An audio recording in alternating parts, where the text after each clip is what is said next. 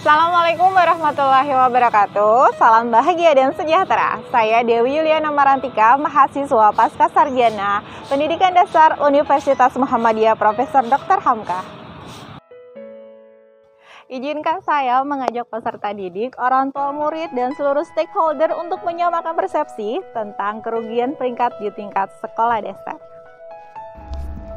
Pembagian rapot bagi seluruh peserta didik telah tiba. Semua menerima hasil dari satu semester yang telah mereka lalui. Nilai dari angka setiap pelajaran telah tertera pada setiap halaman hasil yang dibagikan oleh para guru. Setelah bagi rapot, ada orang tua yang bertanya kepada wali kelasnya, "Bu, anak saya kok gak ada rankingnya?" Memang semua tidak ada ranking lagi karena semua anak juara. Jawaban tersebut tidak memuaskan orang tua si anak, sehingga saat selesai pembagian rapot masuk sebuah pesan singkat. "Bu, untuk saran ke depan tulis saja ranking 1 sampai 10. Guru tersebut selalu berusaha memberikan pelayanan yang terbaik agar semua siswa dan orang tua terpuaskan dan tidak ada yang tersakiti dari jawaban yang diberikan.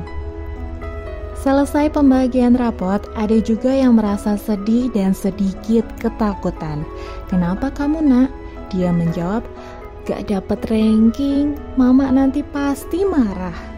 Kenapa bisa ada orang tua yang masih berpikiran tempat belajar menjadi arena kompetisi? Mereka dipaksa untuk mengejar peringkat kelas dan bersaing. Hanya karena ranking dipermasalahkan oleh orang tua, seolah-olah apabila mendapat ranking, anak tersebut saat dewasanya akan berhasil dan sukses. Padahal itu tidak ada jaminan sedikit pun. Sistem ranking itu tidak adil dan berbahaya bagi perkembangan konsep diri anak, karena yang menjadi patokan selalu nilai rata-rata semua mata pelajaran. Pendidikan di Malaysia, Singapura, dan negara maju lainnya telah menghapus secara resmi sistem peringkat bagi siswa sekolah dasar hingga sekolah menengah atas. Penghapusan sistem ini menegaskan bahwa sekolah atau madrasah bukan ajang kompetisi. Seseorang dianggap pintar tidak hanya dilihat dari nilai pengetahuan, semua mata pelajaran atau ranking yang didapat, namun juga bisa diukur dari adab ketika berhadapan dengan orang lain, bakat yang dimiliki, keuletan dalam berorganisasi, dan komunikasi di antara sesamanya. Apabila sistem ranking terus dipertahankan, maka siswa akan cenderung melabeli dirinya adalah orang bodoh. Akibatnya, siswa bisa menjadi minder dan malas dalam belajar. Bahkan, terjadi indikasi korban bullying yang marak saat ini. Bukan hanya siswa yang tidak dapat ranking, siswa yang memperoleh ranking juga akan berimbas dan terbebani secara psikologis, karena dituntut harus selalu mempertahankan ranking dan menjadi nomor 1. Tuntutan ini bisa dari orang tua, guru, atau diri sendiri yang selalu ingin disebut orang cerdas. Terlihat dari postingan orang tuanya memamerkan ketika anaknya memperoleh ranking dan mempublikasikan dengan kata-kata, "Anakku juara 1, 2, dan 3. Sehingga secara tidak langsung sudah ada perintah ke depan harus mempertahankannya dan peringkat 1 harus diraih atau dipertahankan. Ketika peringkat turun, walaupun hanya 1 angka, akan memicu terjadinya tindakan negatif pada perkembangan psikologi anak. Misalnya, ia tidak suka kepada temannya yang melewatinya, dendam karena merebut posisi rankingnya, dan akan timbul berbagai persoalan karakter negatif lainnya dari sistem perankingan ini. Sebagai bahan masukan untuk kita agar terbuka wawasan mengenai beberapa kerugian dari sistem perankingan, diantaranya adalah sistem ranking hanya menunjukkan capaian relatif.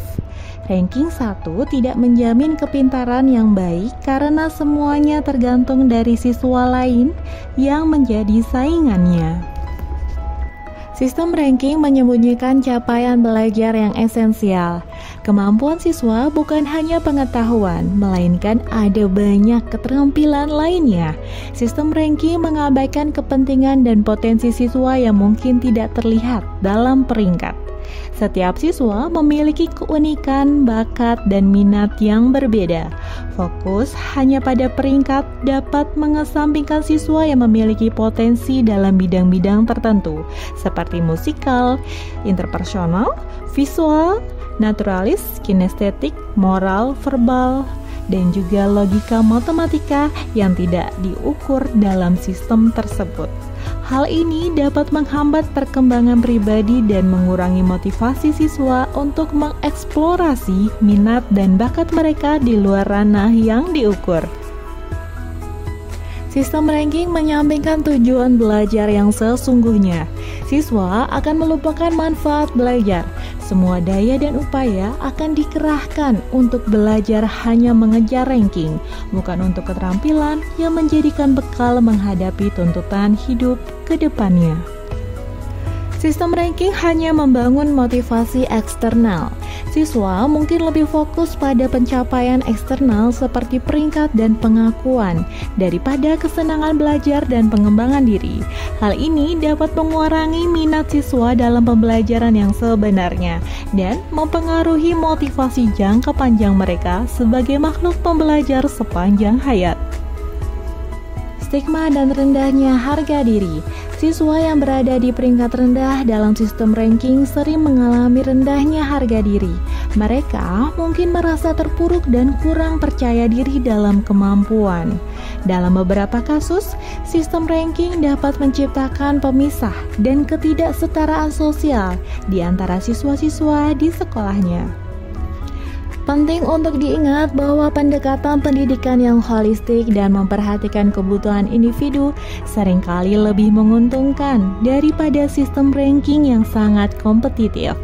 Mengembangkan minat, keterampilan, dan kepribadian secara seimbang sangat penting untuk mempersiapkan siswa dalam menghadapi tantangan perkembangan zaman dan sukses dalam berbagai aspek kehidupan. Demikian kerugian tentang peringkat di tingkat sekolah dasar. Sampai bertemu lagi di inovasi pendidikan lainnya. Terima kasih. Wassalamualaikum warahmatullahi wabarakatuh.